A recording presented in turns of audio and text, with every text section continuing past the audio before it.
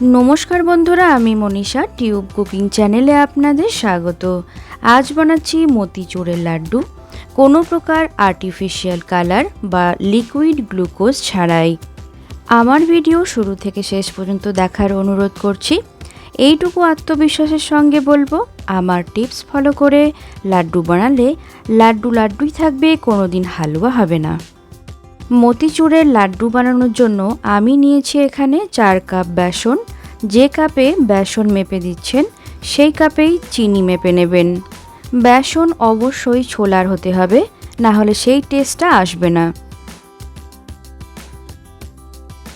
1/4 teaspoon লবণ এবং কালারের জন্য সামান্য জাফরান দিচ্ছি। জাফরান না থাকলে অসুবিধে নেই, আর কৃত্রিম রং ব্যবহার করব না বলেই বাড়িতে বানাচ্ছি। এবার সামান্য জল দিয়ে আস্তে আস্তে মেখে নেব। একবারেই বেশি জল দিয়ে ঘোল বানিয়ে নেবেন না, অল্প অল্প জল দিয়ে মোটা থেকে পাতলা ব্যাটার বানিয়ে নিতে হবে।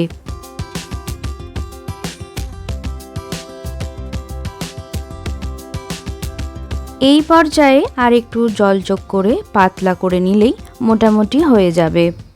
অনেকেই বেসনটাকে চালনিতে চেলে নেন, ওসবের সেই রকম দরকার নেই, এই রকম ঘনত্ব রাখলেই যথেষ্ট। একদম সামান্য বেকিং সোডা দিচ্ছি। এবার আরেকবার ভালো করে গুলে নিতে হবে।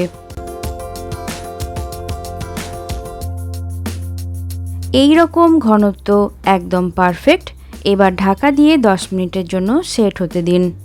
অন্যদিকে একটি ফ্রাইং প্যান নিয়েছি, তাতে পর্যাপ্ত পরিমাণে সাদা তেল গরম করে নিচ্ছি। পকোড়া ভাজার মতো তেলকে গরম করবেন না, বেশি গরম হয়ে গেলে আঁচ কমিয়ে ঠান্ডা করে নিন। অল্প বেসন গোলা তেলে দিয়ে এই রকম চেক করে নেবেন।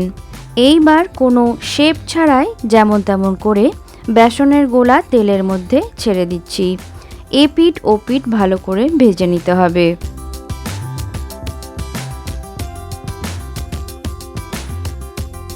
আঁচ কিন্তু এই সময় একদম মিডিয়াম টু লোয়ে থাকবে।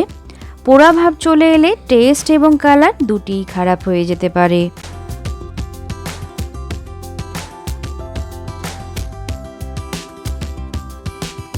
এবার এগুলোকে একটি ছাকনা দিয়ে ছেঁকে প্লেটে তুলে রাখছি।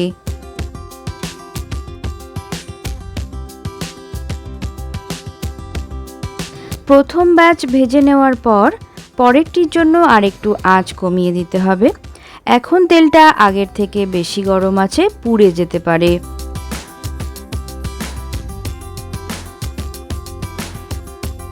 এই রকম ছোট ছোট টিপস ফলো করলে আশা করি পারফেক্ট লাড্ডু তৈরি করতে পারবেন। এইগুলোকেও ছেঁকে তুলে নিচ্ছি প্লেটে।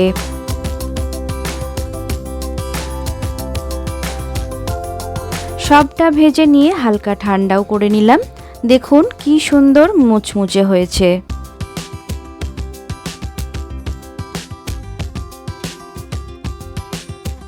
এবার একটি বড় গ্রাইন্ডিং জার নিলাম, এর মধ্যে বেসনের সব পকোড়াগুলোকে দিয়ে দিচ্ছি এবং মোটা করে পিষে নেব।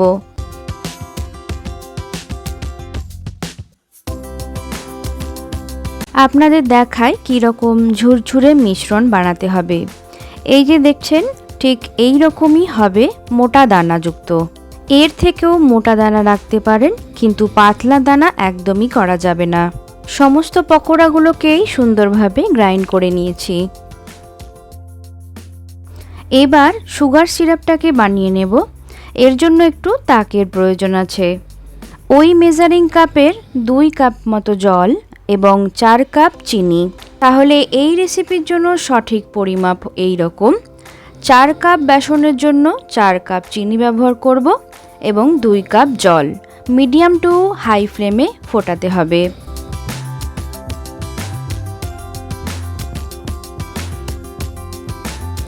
চিনির রসটায় যাতে নোংরা ভাব না থাকে তার জন্য অল্প লেবুর রস যোগ করলাম। রসটাকে ফুটিয়ে অর্ধেক পরিমাণে নিয়ে আসতে হবে এবং তখনই আঙুলে একতারও তৈরি হবে।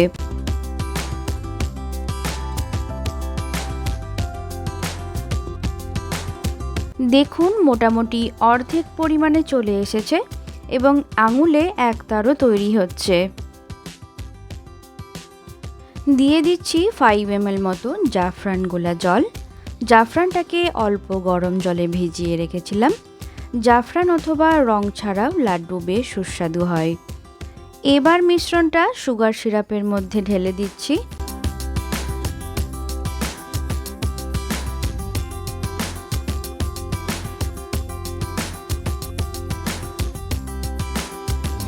দশ গ্রাম মতো মগজের দানা, 2 গ্রাম এলাচ গুঁড়ো, 2 টেবিল চামচ ঘি, সব কিছু একসঙ্গে মিশিয়ে নিতে হবে। মিডিয়াম টু লো ফ্লেমে মিশ্রণটা মেশাতে থাকলে এই রকম শুকনো শুকনো হয়ে আসবে। এখানে একটি টিপস দিয়ে রাখি, যদি মনে হয় সুগার সিরাপ লাড্ডুর মিশ্রণকে পাতলা করে দিচ্ছে, সেক্ষেত্রে মিশ্রণটাকে নামিয়ে কিছুক্ষণ রেফ্রিজারেটরে রেখে দিন এবং পরে গোল গোল লাড্ডু বানিয়ে নিন। একদম পারফেক্ট লাড্ডু হবে। তাহলে বন্ধুরা, তৈরি হয়ে গেল আমাদের আর্টিফিশিয়াল কালার ছাড়া মতিচুরের লাড্ডু। উৎসব অনুষ্ঠানে বানিয়ে খাওয়ান সকলকে, প্রত্যেকেই আপনার সুনাম করবে।